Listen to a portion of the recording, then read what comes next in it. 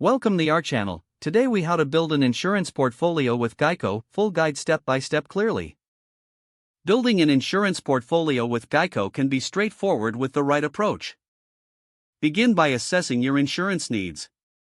Consider the types of coverage you require, such as auto, home, renters, or even motorcycle insurance. Visit the Geico website to explore their offerings. Familiarize yourself with the different types of policies available. Use the online quote tool to get an estimate based on your specific needs. Provide accurate information about your vehicle, home, or personal circumstances. Review the coverage options and limits presented to you. Take note of any additional features or discounts for which you may qualify. Once you've gathered the necessary information, contact a Geico representative for further assistance if needed. If you're comfortable, you can also proceed with the online application process. Ensure all details entered are correct to avoid any issues later. Choose a payment plan that fits your budget. You can opt for monthly payments, quarterly, or annual plans depending on your preference. After completing your application, review the terms and conditions of the policy carefully.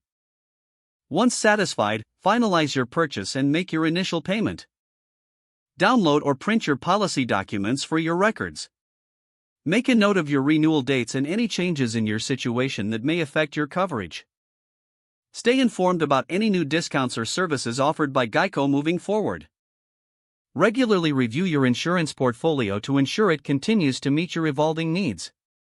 Consider bundling multiple policies with Geico for added savings.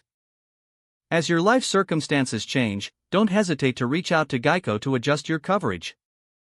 With these steps, you can effectively build and manage your insurance portfolio with Geico. If the page does not load, refresh the browser or try again in a private or incognito window. Make sure you are using the correct email address, then retype it carefully to avoid small typos. If your password is not accepted, use the reset option and create a new strong password you can remember. Check your spam folder for verification or security emails, then complete any requested confirmation steps.